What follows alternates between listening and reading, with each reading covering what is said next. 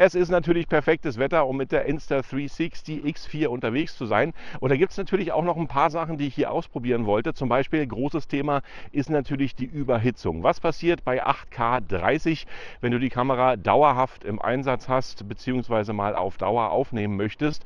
Wann geht sie aus? Wie lange hält sie durch? Und was macht sie in 8K 30, so dass hier mal eine längere Aufnahme entstehen kann?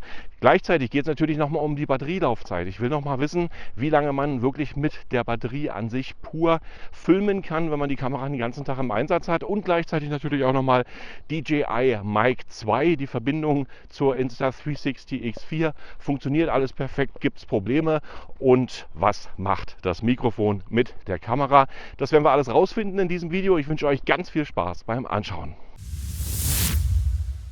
Und hier hatte ich die Insta360 mal im Studio bei 23 Grad normaler Temperatur, also Raumtemperatur, und wollte mal wissen, wie lange die sozusagen durchhält, ohne dass sie jetzt sozusagen Luft kriegt, ohne dass sie bewegt wird, sondern einfach nur pur die Aufnahme. Das kann natürlich bei manchen Situationen sehr hilfreich sein, und zwar wenn du Interviews machst, die Leute gegenüber setzt und in einem Raum bist und die Kamera dort einsetzen möchtest, willst du natürlich wissen, wie lange die Kamera in 8K 30 durchhält, ohne auszugehen. Und da war ich wirklich überrascht. Also ich hätte wirklich gedacht, die geht früher aus. Aber du, das war 15 Minuten, 20 Minuten, 30 Minuten. Und dann ging sie bei ungefähr 38 Minuten aus. Aber das Ganze natürlich auch noch mit einer relativ hohen Hitzeentwicklung, wenn du so willst. Also du siehst natürlich die Temperaturen bei den unterschiedlichen Zeitangaben hier. Und dafür hat natürlich Insta360 auch schon mal gesorgt, dass du sozusagen jetzt, wenn du die Kamera pur in der Hand hältst, nicht heiße Hände bekommst. Denn da gibt es natürlich noch eine extra Schutzhülle, die du um die Kamera legen kannst. Von einer Seite wird es natürlich immer sehr besonders warm. Das ist die Rückseite, die wird wärmer als die Vorderseite mit dem Display und dem Glas. Das ist natürlich klar, da ist die ganze Technik verbaut. Insta360 liefert dir ja sozusagen im Zubehör dann noch diese Plastikschutzhülle mit, und die ist einfach dafür da, um den hinteren Bereich von der Insta360, wenn du die Kamera direkt in der Hand hältst, natürlich ein bisschen vor Hitze zu schützen. Das heißt, hier schützt man deine Hände vor Hitze, denn der hintere Bereich wird eigentlich relativ warm. Der vordere Bereich braucht das nicht, aber wie gesagt, im hinteren Bereich, wenn du die Kamera pur in die Hand nehmen solltest, ist es natürlich wirklich empfehlenswert, hier diese Hülle zu nutzen, weil die hilft dir dann immer noch ein bisschen weiter. Ich habe die Kamera jetzt ca. 30 Minuten hintereinander jetzt komplett im Einsatz, und man merkt schon, dass die wirklich ein bisschen wärmer ist, und da fässt sich das natürlich hier mit dieser Schutzhülle etwas besser an. Schauen wir ruhig mal auf die Temperaturen. Wie gesagt, die Kamera ist jetzt ca. 30 Minuten an, und wir haben jetzt eine Temperatur, die vorne herrscht, von ungefähr 37,8 Grad. Im hinteren Bereich, schauen wir mal, da wird es ein bisschen wärmer werden. Da sind es mittlerweile 40,1 Grad nach 30 Minuten Verwendung direkt hier an der frischen Luft. Also knapp 40 Grad hinten und knapp 37 bis 38 Grad vorne. Da empfiehlt sich wirklich die Hülle. Aber ich bin wirklich der absoluten Überzeugung, dass hier Insta360 wirklich geile Arbeit geleistet hat. Denn 38 Minuten, man muss sich überlegen, 8K in so einen kleinen Kamerakörper reingequetscht, ohne Lüftung, ohne alles. Und das Ganze dann wirklich 38 bzw. 39 Minuten jetzt durchgehalten. Da kannst du schon mal wirklich mit planen. Und ihr wisst natürlich auch, dass in Innenräumen jetzt die Kamera euch circa knapp 40 Minuten zur Verfügung steht, ohne dass sie ausgeht bei einer Temperatur von 23 Grad. Wenn es natürlich wärmer wird im Innenraum, ist es natürlich klar, dass die Kamera dann auch etwas kürzer aufnimmt. Aber wie gesagt, so eine Zwischentemperatur 23 Grad ist ja optimal, und ich bin der Meinung, das ist wirklich eine Spitzenarbeit. Mit der Kamera kannst du optimal arbeiten. 8K, 30 FPS in 38 Minuten. Wow!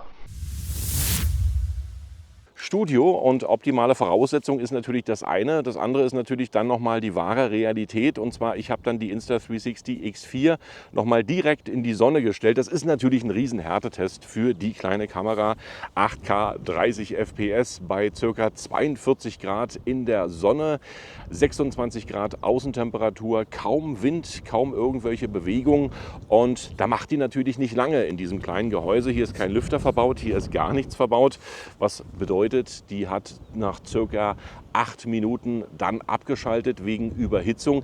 Ist aber auch komplett verständlich, weil wie gesagt, diese Art von Temperaturen, wo soll sie denn lüften? Und man bewegt ja die Kamera. Also beim Timelapse bzw. bei den anderen Aufnahmen ist die Kamera immer in Bewegung gewesen, auch hier am Fahrrad direkt beim Fahren. Da gab es keine Hitzeprobleme, auch über längere Zeit nicht. Stellst du aber dann die Kamera direkt in die Sonne und das bei dieser Art von Temperaturen, hast du nicht viel Chancen, dass sie lange anbleibt, aber du machst natürlich auch keine langen Aufnahmen. Nur für diejenigen, die dann so ein schönes Sommerinterview filmen möchten, direkt in der Sonne, da wird es ein bisschen kompliziert. Wie gesagt, 8 Minuten und die Temperatur war dann natürlich auch schon ganz schön heftig. Wir waren über 70 Grad Temperatur und dazu hat man natürlich, ich habe es ja schon erklärt, dann dieses Plastikschutzgehäuse, dass man sich sozusagen die Hände nicht verbrennt, wenn man direkt mit der Kamera in Kontakt steht. Aber wie gesagt, da muss man dann halt durch. Die hohen Temperaturen mag die Insta360 X4 überhaupt nicht. Bei 8K 30 FPS, knapp 8 Minuten, über 70 Grad Temperatur. Das war sozusagen mein Ergebnis. Das nächste Thema, was mich interessiert hat, ist natürlich hier das kleine Ding, die Batterie der Insta360 X4 und die hat jetzt 2290 mAh. Insta360 hat die richtig stark gemacht und vom Prinzip her kannst du wirklich mit der Kamera arbeiten. Ich habe jetzt 1 Stunde lang den ganzen Film produziert, was bedeutet 1 Stunde Rohmaterial aufgenommen. Dann war die Kamera insgesamt mit Timelapse, mit Standby und so weiter und so fort ca. 2,5 Stunden an, wobei sie dann, wie gesagt, im Standby-Modus war, wieder aufgenommen hat und so weiter und so fort. Und man kann davon ausgehen, was wirklich realistisch ist, dass du 1 Stunde 15 Minuten komplett durchfilmen kannst, bis das Akku leer ist. Und ich sag mal, über den Tag begleitet sie dich 2 bis 2,5 Stunden. Ich habe dann noch meine Aufnahmen aufs iPad überspielt. Da war auch noch das Akku relativ wichtig. Also ich sag mal wirklich 2 bis 2,5 Stunden kannst du sie über den Tag verwenden. 1 Stunde 15 komplett durchaufnehmen und ansonsten, wenn du mehr Power brauchst bzw. mehr Strom brauchst, einfach noch ein zweites Akku bzw. den Akku Selfie Stick, den es ja auch von Insta360 gibt und da kommst du dann über den gesamten Tag. Wenn ihr Zubehör benötigt für die Insta360 und noch ein bisschen euch umschauen wollt, ich habe ein Video dazu produziert und alles, was es an Zubehör gibt, findet ihr hier nochmal direkt in der Videobeschreibung. Da kann sich der eine oder andere so ein bisschen nochmal durchwühlen, wenn er was Interessantes braucht. Unterwegs mit der Insta360 und natürlich auch dem DJI Mic 2. Viele von euch wollten ja wissen, ob das geht. Ich habe es in meinem Zubehörvideo schon gesagt, dass das funktioniert. Einfach nur im Menü unter der Funktion Bluetooth Kopfhörer verbinden und schon ist das DJI Mic 2 an deiner neuen Insta360 X4 und ich werde es mir nachher mal im Studio anhören. Ich hoffe, dass das so funktioniert mit der Latenz, also dass sozusagen hier keine Verzögerung entsteht. Du kannst es natürlich im Schnitt nachher nochmal ändern. Aber wäre natürlich super, wenn das schon 1:1 funktionieren würde, dass wenn man spricht, natürlich auch die Lippen synchron sind zum Ton. Das werden wir nachher mal probieren, aber auf alle Fälle macht sich das richtig gut hier mit der Insta360 X4 und dem DJI Mic 2, dass man hier einfach vor sich hin vloggen kann. Natürlich hat man auch noch den Windschutz drauf, heute ist relativ windig und deswegen ist das natürlich einigermaßen vernünftig angebracht, dass man hier mal mit dem Windschutz arbeitet und den Ton eigentlich, so hoffe ich, sauber hat. Das werden wir natürlich im Studio sehen. Und wie gesagt, die Kombination hier mit dem drahtlosen Mikrofon passt natürlich perfekt. Du brauchst keinen Adapter, du brauchst kein Kabel, du brauchst nichts, einfach mit Bluetooth verbinden und hier an das T-Shirt ranknüpfen und schon bist du einsatzbereit und kannst durch die Städte vloggen, kannst alles erzählen, auch wenn die Insta mal ganz oben ist und du irgendwas zeigen möchtest, kannst du trotzdem weiterreden und hast natürlich immer einen perfekten Ton, weil dieser Ton dann direkt bei dir am Körper ist und ich denke, das funktioniert super. Mittlerweile haben wir einen neuen Tag und ich sitze hier in einer super Location, die ich dank der Insta360 X4 natürlich euch auch rundum zeigen kann. Und das ist das Schöne, das ist nämlich schon das erste Highlight, was ich hier sozusagen im Fazit erwähnen möchte, dass du einfach reden kannst in Verbindung mit dem DJI Mic 2, die Umgebung zeigen kannst. Der Ton ist immer sauber, der liegt am Körper und das Mikrofon ist natürlich dann hier direkt dran und das funktioniert sehr harmonisch. elektronisch mit der Insta360 X4. Das ist wirklich absolut sauber. Es gibt kaum Latenz. Du hast wirklich Lippensynchronität. Und das war für mich total wichtig, gerade wenn du jetzt Vlogs machst oder durch die Städte gehst oder irgendwelche Sachen zeigen möchtest. Einfach Mikrofon anschließen, per Bluetooth übertragen und schon funktioniert das Ganze. Du hast so ein Stäbchen in der Hand, du hast eine 360-Grad-Kamera.